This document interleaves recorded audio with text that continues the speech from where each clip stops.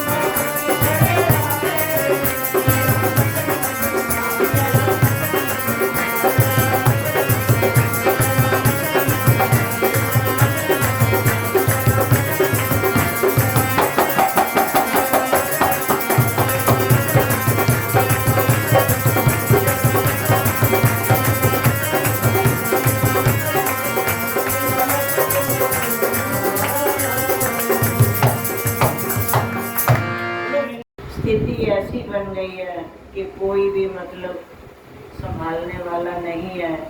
पर वो आकाशवाणी जो हुई थी उसके बेस पे इंतजार है कि देवकी का 8वां गर्भ मुक्ति दिलाएगा और वही तारनहार के रूप में हम सब के सामने आएगा। बोल बांके बिहारी लाल की जय। लेकिन वो एक बात बता दें, कन्हैया गर्भ में नहीं आए और उन्होंने केवल स्थिति पूरी हो गई है और ये रक्षाबंधन के दूसरे दिन से माता जी का समय भी पूरा हो गया है, लेकिन अभी कुछ हालात सुधरते नजर नहीं आ रहे, कहीं हलचल नहीं मच रही, कहीं कुछ नहीं हो रहा। उस वक्त सब लोग बड़ा परेशान होते हैं और कोई व्रत कर रहा है, कोई परेशान हो रहा है, कोई गीत गा रहा है, कोई तपस्या कर रहा है, कोई कुछ कर रहा है, कोई कुछ कर रहा है, केवल एक ही आशा से कि प्रभु अगर इसी वक्त तुमने तारनहार ने आना ही है तो वो तारनहार इंतजार कर रहे। लेकिन वो कैसा वक्त था कि बरसात, तूफान, बिजली चमक रही है और बुरे हाल हो रखे हैं बाहर का। ये कैसा समय होगा? क्या आप ये बता सकते हैं कि भगवान ने ये रात का समय, ये चांद वाला समय क्यों चुना? शाम के समय उन्होंने ढलते हुए में जब अवतार लिया, इसीलिए चंद्रवंशी कहे जाते हैं। उन्होंने भरी दोपहरी में दिन के समय अवतार लिया, इसलिए वो सूर्यवंशी कहे जाते हैं रामचंद्र जी। और ये इसीलिए चंद्रवंशी कहे जाते हैं क्योंकि इन्होंने रात्रि में जन्म। जिस वक्त भगवान राम का अवतार हुआ और सूर्य देव का ढलने का नाम नहीं था उस दिन, उसको ये लगा आज मैं ढलता ही और इस ढंग से बड़े धीरे धीरे चलूंगा, कम से कम मैं भी राम के दर्शन तो करूंगा। और उस वक्त कहते चांद रोया और बड़ा परेशान था, कहते ये देखो ये अकड़े जा रहा है, ये ढलने में नहीं आ रहा, तो मैं तो आ ही नहीं पा रहा हूँ और मैं तुम्हारे दर्शन कैसे करूँगा? तो मैं तो बड़ा ऐसे ही रह जाऊंगा ना, मेरे को तो तुम्हारे दर्शन हो ही नहीं पाएंगे। तो उस समय भगवान राम ने इनडायरेक्ट में अंदर ही अंदर से चंद्रदेव को बहुत तसल्ली दी और बोले चिंता ही ना कर, अगले अवतार में मैं तेरा ही वंश कहलाऊंगा। और चंद्रवंशी भगवान की जय। और उन्होंने यही शाम के समय अवतार लिया। राम तो महल के अंदर ही रहे, ये तो निकल भागे, चांद देखे चाहे कोई भी देखता भी रहे, बरसात देखे चाहे बादल देखे चाहे कोई भी देखता भी रहे, लेकिन वो खुले में घूमते रहे। और देखिए कैसा है, आज कल्पना कीजिए अगर ऐसी सिचुएशन हमारे साथ, बंद ताले, बेड़ियां जकड़ी हुई हैं और बिल्कुल एक इनके समय में तो और भी बंधन जबरदस्त हो गया था और डबल डबल पहरे हो गए थे और एकदम से सख्ती इतनी भयंकर हो गई कि क्या होता है। तभी कुछ क्षण के लिए 12 बजे का वक्त हुआ और कुछ क्षण के लिए मैया बेहोश हो गई और भगवान ने अवतार ले लिया। बोल बांके और पता तब चला ये जब मैया के वहाँ पेट में पुतर पुतर पुतर पुतर मचा रखे थे, मैया की आँख पिट गई, ये क्या हुआ? और पास में देवताओं ने फूल बरसा रखे थे, फूल गिरे, देख के हैरान। और उसी वक्त उनको आभास होता है, आवाज आती है, आकाशवाणी कह लीजिए या कमरावाणी कह लीजिए, कोने से आवाज आती है कि तुरंत इस शिशु को लेकर के नंद जी के घर चले जाओ। बोले चक्करे पड़ेगा नंद जी के घर, हमें तो जो है अपना दरवाजा नहीं समझ आया। बस इतना ही कहना था, सब बेड़ियां और सब कुछ बुला गया। पहरेदार सो गए, ऐसी गहरी नींद में सोए, भांग खा के भी कोई क्या सोएगा, सो गए तो सो ही गए। और कंस भी सो गया, सबके ऊपर माया ने अपना जाल डाला, तेरी माया का ना पाया कोई, पार के लीला तेरी डूब जाए। और उसी बीच में अब नंद बाबा को कुछ नहीं सूझ रहा, किसमें करें कैसे करें, बस वो एक सूप ही रखा हुआ था पास में और सूप लिया और सूप के ऊपर जो मैया ने अपनी धोती का आधा पल्ला फाड़ा और वो बिछाया और लल्ला को नंगम नंगा उठाया और उठा करके जरा चल पड़े। अब हिम्मत उनकी पहले तो बरसात को देख करके टूटी। तुम्हें ऐसे जाना पड़े, पहले तो कहोगे हाय हाय हम अपने एक दिन के बच्चे को घर से कैसे निकाल लें, और ये बाबूजी जो है परबंदी टिके घर पे। और उसके बाद चलो जी शेषनाग ने मदद की, सेवक है इनका, फन पे मार लिया। और उसके बाद दूसरी झंझट पड़ा, जमुना ने सोचा मेरा तो आज ही मौका है, और इतना चढ़ी इतना चढ़ी इतना चढ़ी, और वो जैसे जैसे वासुदेव जी धीरे अंदर नदी के जा रहे हैं जमुना जी के अंदर, तैसे तैसे वो पानी और उफान, क्योंकि चरण छूने थे उससे।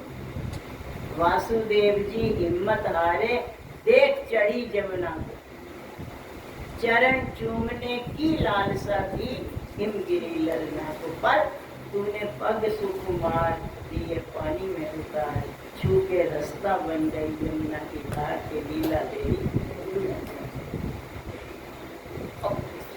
यहाँ तक आ गया था पानी।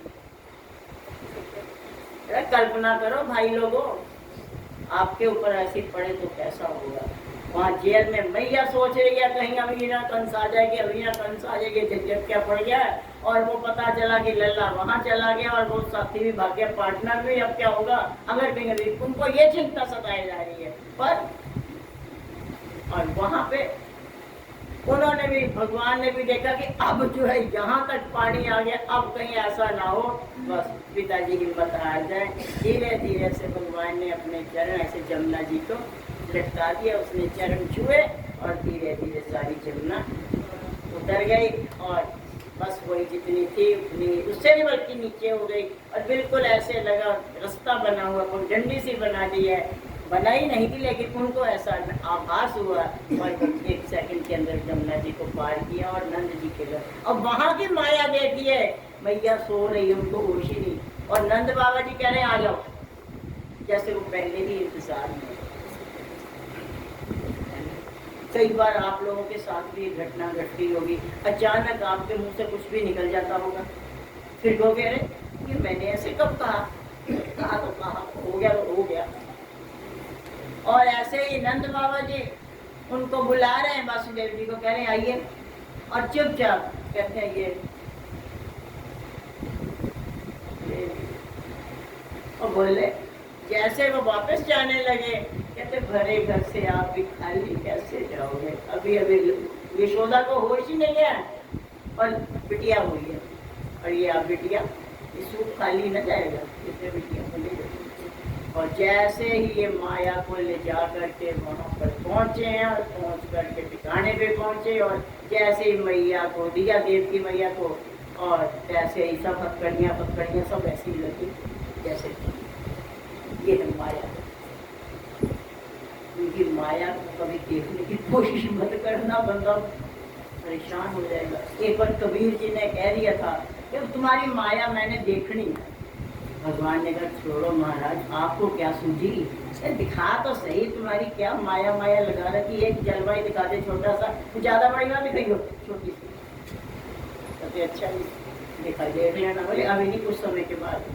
और वो हुआ क्या, एक दिन कबीर जी कहीं जा रहे थे, अचानक उन्होंने देखा कि एक ना बहुत सुंदर नगर है, और उस छोटे से नगर के अंदर जो है अजीब से लोग हैं, कोई किसी की नाक लंबी लंबी है, किसी के पैर टेढ़े मेढ़े हैं, कोई कैसा है कोई कैसा है। नगर तो बड़ा अच्छा, पर नगर के लोग बड़े विचित्र हैं। किसी से पूछते हैं ये कौन सी जगह है, वो बोले कि माया नगरी है। और माया तो कबीर जी भी पहले ही पढ़ गए थे ना, वो समझ नहीं पाए, तो उन्होंने कहा था मुझे माया देखनी है, देखो। बोले ये कौन सी जगह, कहते माया नगरी है। अच्छा, तो ये नाक लंबी, दांत निकले, हाथ पैर टेढ़े मेढ़े, ये है क्या, ये तो पता नहीं। और किसी को कोई दिक्कत नहीं, अगर किसी की नाक दांत बाहर को निकले बड़े आराम से खाना खा रहा है। अगर किसी का हाथ टेढ़ा है, पर जब उसने कुछ करना होता हाथ सीधा हो जाता है, उसके बाद फिर टेढ़ा हो जाता है। तो कबीर जी पजल से हो गए। कबीर जी ने कहा ये क्या मसला है, ये क्या है। चुपचाप अपना बैगेर मारा, अपना चले आए वापस घर पे। आगे घर पे बैठे लोग एकदम परेशान से हो गए, तो बस आंसू ही आए नहीं और कसर रही नहीं। उदास से होने के बाद तभी जो है भगवान ने दर्शन दिए। बोले हाँ कैसी लगी मेरी माया? बोले ओ प्रभु मुझे बता तो देता, ये तेरी माया है। कहते बता देता फिर माया का रूप ही कहाँ रह जाता, फिर तो तेज ही हो जाता ना। तो यह माया जो है वो बड़ी विचित्र है परमात्मा की। नारद जी को भी भरमा दिया था, वो बख्शते नहीं है किसी को। आ गए, अब जब ये आया कि जो है कन्या हुई है, कन्या हुई है, बोले बताया गया था, पंडित कह रहे हैं लड़का होगा और मेरा काल बनेगा, और पुष्पाणी ने भी यही कहा था, उसने आकाशवाणी ने भी, तो लड़की हुई कैसे? तो बड़ा जो है अफसर सा मामला हो गया। पर उसने उस कन्या को भी मारने की सोची। उसको किसने मारना था? वो माया की हाथ से छूटी। आज भी राम मथुरा में योग माया था, वो मैं नाम कर हाथ से छूट करके वहाँ पहुँची और उसने कह दिया कि मारने वाला दे चुका, मुझे तो क्या मारेगा।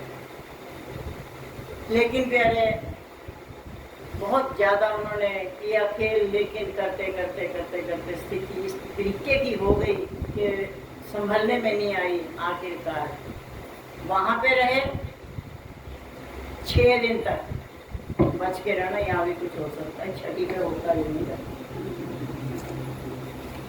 छठी क्योंकि छठी वाले दिन ही पूतना आई थी, तो पूतना आए क्या आए कुछ ना कुछ कह नहीं सकते हम। तो ये छठी पे आप सब भी बच के रहना।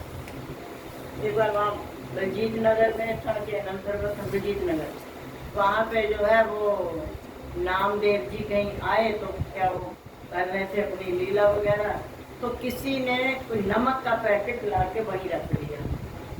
पकड़ाने वाले बुरा समझ समझ के पकड़ा रहे थे, और वो हटा रहे, उन्हें तो मालूम है, वो हटा रहे भाई ये नमक है। थोड़ी देर तक काफी करते रहे, लेकिन जब वो समझ में नहीं आई कि हाँ, उन्होंने उठा के एक किनारे पटक दिया। चलो जी बच गए। अगर मान लो वो नमक लुटा दिया गया होता तो क्या होता? अगर किसी की आंख नाक में पड़ा होता। कुछ 2-4 दिन के बाद मैंने इन लोगों से कहा कि भाई ऐसा है, ये बुरा बुरा इसको तुम लोग आपस में प्रसाद में बांट लो, हम ऐसे क्या करेंगे, रहते भी नहीं है। तो इन्होंने सबकी पूड़ियाँ उड़ियाँ बनाई, पूड़ियाँ नीलम जी के पास भी गई, और सबसे पहले नीलम नहीं चखी, तुरंत बजा फोन, कहते ये पूरा नमकीन क्यों है जी? बाद में इन लोगों ने सबने चखा। तो कहने का मतलब ये छठी पे गड़बड़ होनी थी ना, तो छठी पे गड़बड़ होती है, पर बचाने वाले बिल्कुल तैयार बैठे होते हैं, वो झूठे बिल्कुल तैनात होते हैं कि हाँ होने कुछ भी नहीं देंगे, माया को नहीं आने देंगे। तो क्या है प्यारे, बहुत ज्यादा भगवान ने पहले दिया।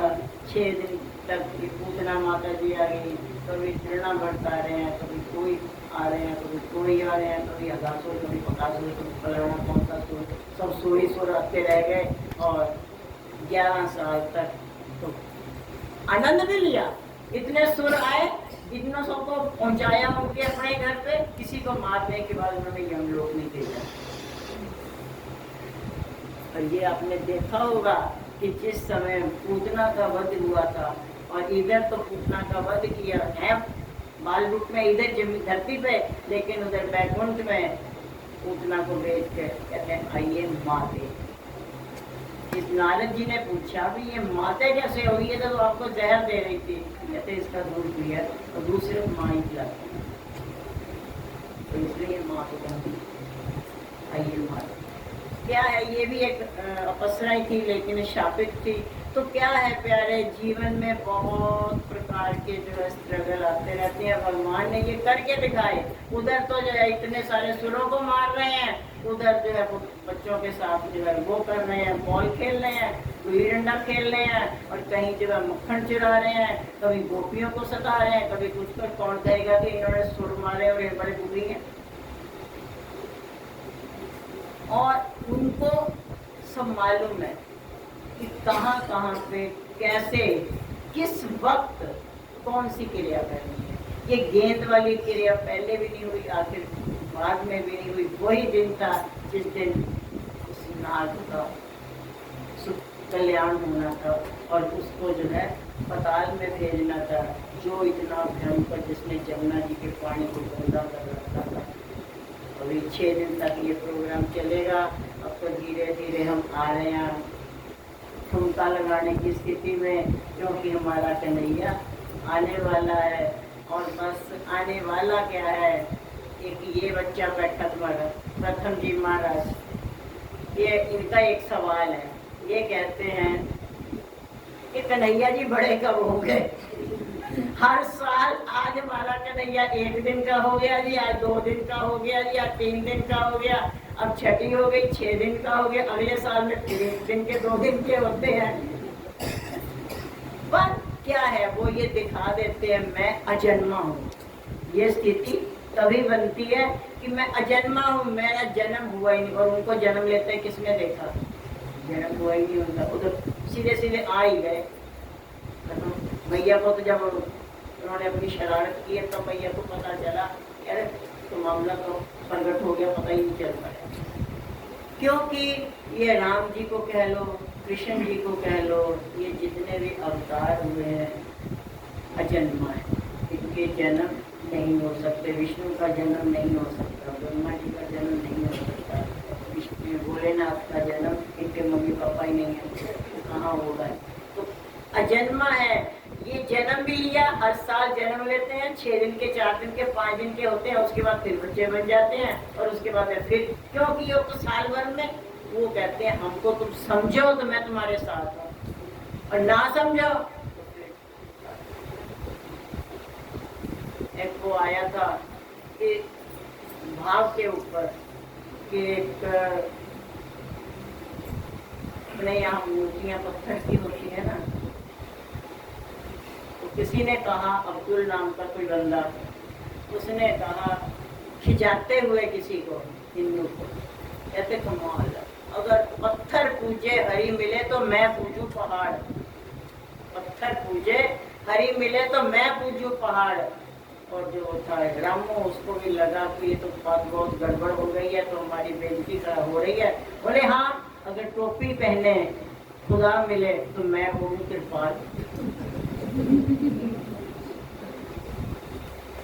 ना टोपी से कुछ होना है, ना त्रिपाल से कुछ होना है, ना मूर्ति से कुछ होना है, ना पत्थर से कुछ होना है तो सिर्फ आपसे। वो अजन्मा थे, अजन्मा है और अजन्मा ही रहेंगे। जन्म हुआ भी नहीं और हर साल होता भी है, हर साल उनकी छठी मनती भी है और वो जन्म उनका हुआ भी नहीं है। और उन्होंने अपने समय में आकर के समय समय पर हर प्रकार से लीला करके, हर प्रकार से खेल करके एक खेल तो किया। आज सब लोग कहते हैं गोपियों की मटकियाँ फोड़ी, गोपियों के साथ मक्खन चुराया, उनके साथ रास लीला की। लेकिन ये जानते हो क्यों किया? 8-9 गोपियाँ ऐसी थी जो शापित थी तो वो अपसराएं, लेकिन और अपसराएं नहीं, वो उनकी ऋषि पत्नियां, लेकिन वो शापित इस वजह से थी क्योंकि वो भगवान को अपने पति के रूप में पाना चाहती थी। और बहुत उनके मन में ये रहता था कि हम इन भगवान के साथ करें, तो उनके पतियों ने उनको शाप दे दिया। तो वो भगवान ने उनका वो भाव पूरा करने के लिए उनके साथ रास लीला की और उनकी मटकियाँ फोड़ी और वो जो कुछ भी किया, जो भी आप सब गीत गाते रहते हो। कि हर खेल में भगवान ने चाहे खेल किया है, चाहे उन्होंने कोई लीला की है, उसके पीछे भी उनके कई कारण छिपे रहे। बिना कारण भगवान ने कुछ भी नहीं किया है और किसी कारण से ही कुछ ना कुछ, वो नाग का वध करना, उसको भेजना था, उसकी मुक्ति करने थी, गेंद फेंक दी। अब कौड़ी गेंद जमुना में फेंकी है, उससे खुद ही पिकवाई होगी, उसी तरफ तुम गए क्यों? ताकि हम उसी तरफ जाएंगे, पीछे को जाएंगे, तभी वो मनसूखा गेंद फेंकेगा और फिर हम नदी में कूदेंगे। बात को उन्होंने तरीके से बड़े आराम से इस बात को करके दिखाया कि नहीं, जीवन को अगर सही शब्दों में जीना है तो आनंदित होके प्रेजेंट में मजे लो। अब हमें ये लगे कि अरे कल हम बड़े दुखी थे, अरे प्यासा करे क्या, और कल हम दुखी थे तो आज का परेशान हो रहे हैं। जीव या तो पास्ट में जीता है या भविष्य में जीता है। हमेशा हम लोग पास्ट की चिंता करते रहते हैं, अरे देखो हम गए थे, इन्होंने मेरे साथ ऐसा किया था, उसने मुझे ये किया था, उसने ये कहा था। हाँ, या फिर अब हम ये करेंगे, ये करेंगे, ये करेंगे, ये करेंगे, उसने प्रेजेंट खत्म हो गया। तो हमने पहले अपने प्रेजेंट को बनाते हुए इस बात का ध्यान हमेशा रखना है कि हमें अपना प्रेजेंट अर्थात जो हमारा वर्तमान समय है वो हमारा स्टार्ट कर जाए, और अगर जो है ये इधर उधर कहीं निकल जाता है तो वो ये खड़ा रह जाएगा। पास्ट तो चला ही गया और भविष्य भी हमारा बेकार हो जाएगा। प्यारे ज़्यादा नहीं पाएंगे, इसी के साथ ही हम वाणी को विराम देंगे। 15 मिनट रह गए हैं तुम्हारे गुल्लू जी के आने में, तब तक प्रमोद जी एक अच्छा भजन बोलेंगे। तुम लोग का नींद आ रही है क्या? ऐसे बैठे हो जैसे, और दिन में सो रही है सब लोग, तब ये हाल है। तो हमें जो कई दिन हो गए सोए हुए, दिन की बात करें तो कई साल हो गए। या तो भजन बोलिए या फिर साथ में गाइए, नाचिए, कूदिए, आनंद। कह रही है कन्हैया आने वाला है, आनंद मनाओ। ऐसे ये कौन सा आनंद है? बोल जयकारा, बोल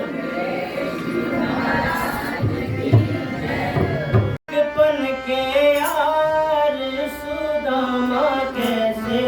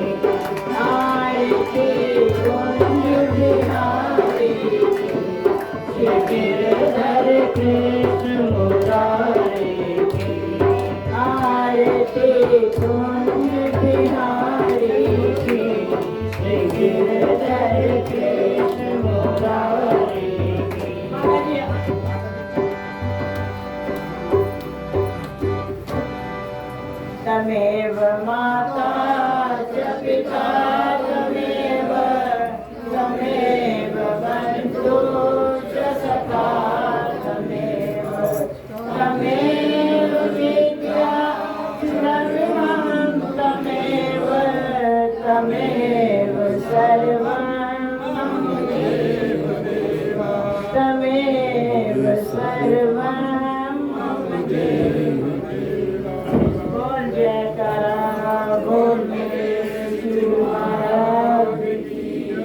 बोल सच्चे दरबार की नवीन निवासी भगवान की परमहंस दयाल महाराज की बांके बिहारी लाल की बलदेवी सरकार की